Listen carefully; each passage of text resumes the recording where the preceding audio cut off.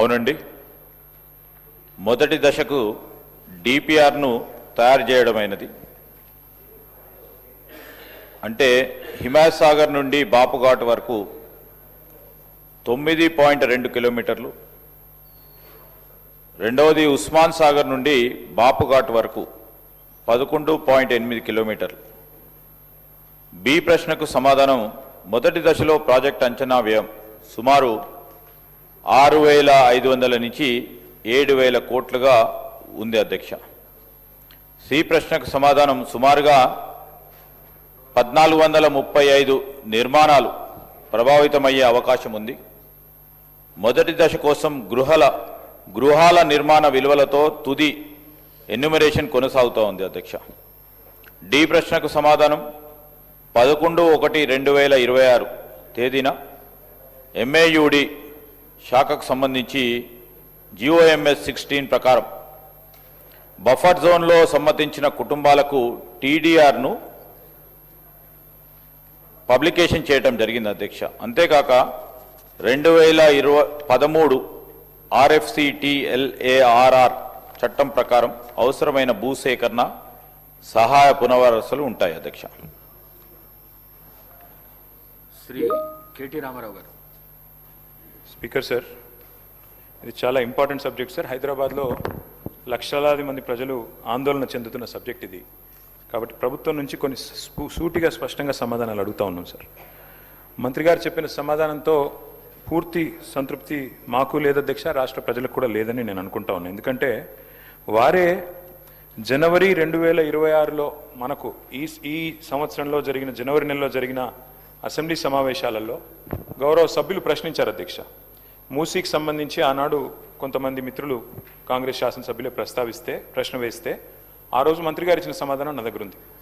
అందులో మంత్రి గారు ఏం చెప్తారంటే, అధ్యక్ష, ఈ డిపిఆర్ ప్రిపరేషన్కే ఒక మెయిన్ హార్ట్ అనే కంపెనీకి ఇచ్చినాం. ఇక ఆ కంపెనీ గురించి కూడా నేను ఒక నిమిషం చెప్తా సార్. అది పాకిస్తాన్లో బ్యాన్ చేసిండ్రు కంపెనీని, సింగపూర్లో బ్యాన్ చేసిండ్రు, అట్లాంటి కంపెనీకి ఇచ్చిండ్రు. సరే, వాళ్ళ మీద కేసులు ఉన్నాయి, అది కూడా మంత్రి గారు చెప్పాలా? ఓకే. అందులో ఏం చెప్పారంటే అధ్యక్ష, ఆ రోజు శాసనసభకి ఇచ్చిన సమాధానంలో గౌరవ మంత్రి గారు డిపిఆర్ ప్రిపరేషన్కే 18 నెలలు పడుతుంది అని ఈ సంవత్సరం జనవరి నెలలో మంత్రి గారు చెప్పారు. మరి డిపిఆర్ ప్రిపరేషన్కి 18 నెలలు పట్టే మాట నిజమే అయితే మళ్ళీ ఈరోజు మార్చిలో ఉన్నాం అధ్యక్ష. అంటే మంత్రి గారు సమాధానం చెప్పి 2 నెలలు కూడా కాలే. మరి ఇప్పుడు అకస్మాత్తుగా డిపిఆర్ ఎక్కడి నుంచి వచ్చింది? మంత్రి గారు దయచేసి అది ఉంటే కనుక మీ దగ్గర నిజంగానే కాపీ ఉంటే, మరి 18 నెలల్లో అంటే అద్భుతమైన వేగం అది. మరి ఇంత మెరుపు వేగంతో గవర్నమెంట్ పనిచేస్తుంటే మేము కూడా అభినందనలు చెప్పాలి. కాబట్టి డిపిఆర్ 18 నెలల్లో తయారవుతుందని చెప్పి 2 నెలల్లో చేసిన ఈ చమత్కారం ఏదైతే ఉందో ఆ డిపిఆర్ దయచేసి సభ ముందు పెట్టాలి, సభ్యుల ముందు పెట్టాలనేది ఫస్ట్ డిమాండ్ సార్. ఎందుకంటే ఇది ప్రభుత్వం ఇచ్చిన సమాధానం అధ్యక్ష. రెండవది అధ్యక్ష, నేను చూశాను మంత్రి గారు సభ వెలుపల చెప్పారు అధ్యక్ష. ఏం చెప్పారు? లాస్ట్ టైం హౌస్లోనే చెప్పినట్టున్నారు, అది కూడా ఇక్కడ చెప్పారు అధ్యక్ష, హౌస్లోనే చెప్పారు. అది కూడా గౌరవ మంత్రి శ్రీధర్ బాబు గారే చెప్పారు.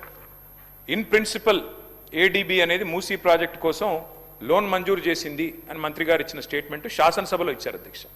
సో ఫస్ట్ డిపిఆర్ మీరు చెప్పండి మంత్రి గారు, తర్వాత శాసనసభలో మీరు చెప్పిన మాట ఏడీబీ ఫండింగ్ అని మేము నిజమేమో అనుకున్న తర్వాత మేము కూడా ఏడీబీ వారిని అక్కడ మూసీ జనాందోళన్ అని ఒక సంస్థ ఉంది అధ్యక్ష, MJA అని, వారు ఏడీబీ వారిని అడిగితే ఏడీబీ వారు చెప్పిన సమాధానం అధ్యక్ష నేను మంత్రి గారు కూడా పంపిస్తా. వారు ఏం చెప్పారంటే జనవరి 23 నాడు ఏడీబీ ఇచ్చిన సమాధానం అధ్యక్ష. ఏం చెప్పారు? No ADB financing approved and no DPR submitted by MRDCL. This is ADB's response. Asian Development Bank చెప్తున్న మాట ఏంటంటే తప్పు, ఇన్ ప్రిన్సిపల్ అప్రూవల్ లేదు, ఏ అప్రూవల్ లేదు, ఇంతవరకు ఏడీబీ అప్పే ఇవ్వలేదు అని చెప్పి కుండబద్దలు కొడుతూ మాకు డిపిఆర్ సబ్మిట్ చేయలేదు, డిపిఆర్ సబ్మిట్ చేయండి పైసలు ఆడికెళ్ళిస్తామని చెప్పి ఏడీబీ చెప్పిన మాట నేను మంత్రి గారికి పంపిస్తాను, వారు చూసుకోవాలి. అయితే మళ్ళీ ఏమన్నా జనవరి నుంచి మరి ఈ హౌజు ఇప్పుడు మార్చిలో జరుగుతుంది కదా, ఈ లోపల ఏమన్నా డెవలప్మెంట్ అయిందా అని చెప్పి మార్చి 11 నాడు మళ్ళీ ఒకసారి ఇదే సంస్థ వాళ్ళు అసెంబ్లీ ప్రారంభం అవుతుంది కదా, ఏమైనా డెవలప్మెంట్ ఉందా అని చెప్పి పోయినారు అధ్యక్ష. పోయితే మళ్ళీ మార్చ్ 11 నాడు ఏడీబీ ఏషియన్ డెవలప్మెంట్ బ్యాంక్ ఇచ్చిన లెటర్ అధ్యక్ష. ఏం చెప్పారు అధ్యక్ష అందులో? Status remains unchanged since our meeting with your group on 23rd జనవరి. అంటే 23rd జనవరి ఏ మాట అయితే చెప్పారో, ఏ లోను మంజూరు చేయలేదు, మాకు ఏ డిపిఆర్ గవర్నమెంట్ సబ్మిట్ చేయలేదనే మాట, దాని ప్రకారమే ఏడీబీ మళ్ళొక్కసారి ఈ నెల 11వ తారీఖు నాడు స్పష్టంగా ఉత్తరం రాసింది. ఇది కూడా నేను మంత్రి గారికి పంపుతున్నా. దయచేసి మంత్రి గారు కరెక్ట్ చేసుకోవాలా. Because either you are misleading the house or misleading the people or you are being misled by your officers. Either one of them it's true మంత్రి గారు. ఏడీబీ ఇంతవరకు ఇన్ ప్రిన్సిపల్ ఇవ్వలేదు, మీరు డిపిఆర్ ఇవ్వలేదు, మీ దగ్గర డిపిఆర్ లేదు. 18 నెలల్లో తయారవుతుందన్న డిపిఆర్ 2 నెలలు ఎట్లా తయారైంది అధ్యక్ష? మూడోది, వీరికి ఈ సంస్థ మీద ఎందుకు ప్రేమనో మాకు అర్థమైతలేదు అధ్యక్ష. ఎందుకంటే ముఖ్యమంత్రి గారేమో 16,000 కోట్ల రూపాయలతో అయిపోయే ప్రాజెక్టుకు 1,50,000 కోట్లని ముఖ్యమంత్రి అనౌన్స్ చేసింది, నాది కాదు. Telangana CM announces 1.5 lakh crores beautification project for Musi. Telangana government to spend 1.5 lakh crore on Musi riverfront beautification. In rupees 1.5 lakh crores beautification for Musi, Telangana CM.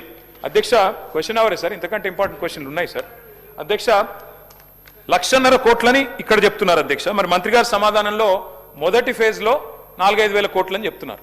నేను అడుగుతా ఉన్నా అధ్యక్ష, మరి 1,50,000 కోట్లని ముఖ్యమంత్రి గారు చెప్తారు, మొదటి ఫేజ్ తర్వాత ఎన్ని ఫేజ్లు ఉంటాయి, ఎన్ని ఆస్తులు మీరు తీసుకుంటారు, ఏ రకంగా తీసుకుంటారు, ఎంతమంది గృహాలు కూలుస్తారు, మరి వాటి కోసం 1,50,000 కోట్లు ఎక్కడ ఖర్చు పెట్టబోతా ఉన్నారు, డీటెయిల్డ్గా మీరు సమాధానం చెప్పాలని ప్రభుత్వాన్ని కోరుతా ఉన్నాం అధ్యక్ష. ఈ మెయిన్ హార్ట్ అనే సంస్థ అధ్యక్ష, ఎవరికైతే వీరు మరి ఈ డిపిఆర్ తయారీ అప్పచెప్పారో వారి మీద ఇది పాకిస్తాన్ గవర్నమెంట్ పెట్టిన కేసుల అధ్యక్ష రెడ్ కార్నర్ నోటీస్ ఉంది.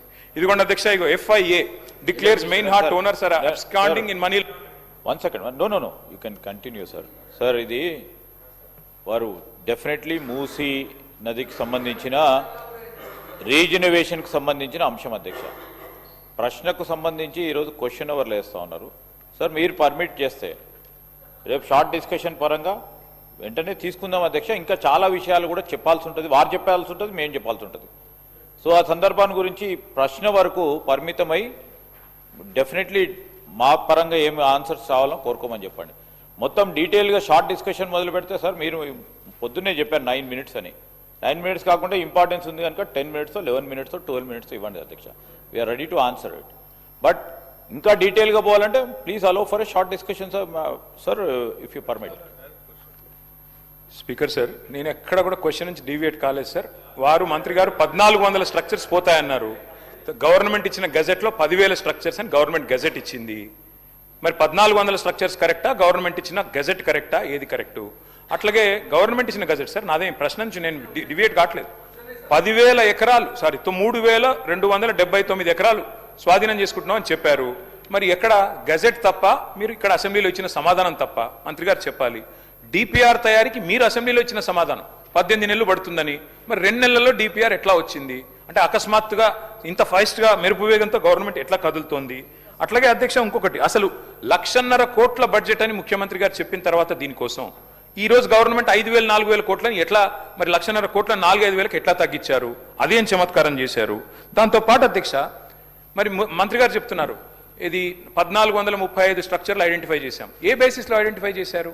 మంత్రి గారేమో, మరి నేను మొన్న ఆర్డీఓ గారు చెప్పింది చూశాను, రాజేంద్ర నగర్ ఆర్డీఓ, 50 మీటర్ల బఫర్ జోన్ అని ఒకవైపు చెప్తారు, 50 మీటర్ల బఫర్ జోన్లో ఉండే వాళ్ళని తీసుకుంటామంటారు.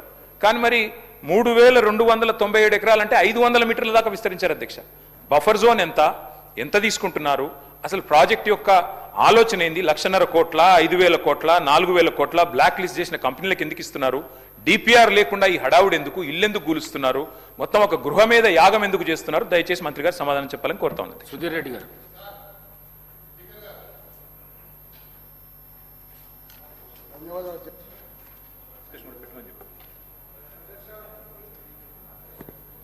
ఈరోజు మూసీ నది ప్రక్షాళన కార్యక్రమంలో ఆ పరివాహక ప్రాంతాల్లో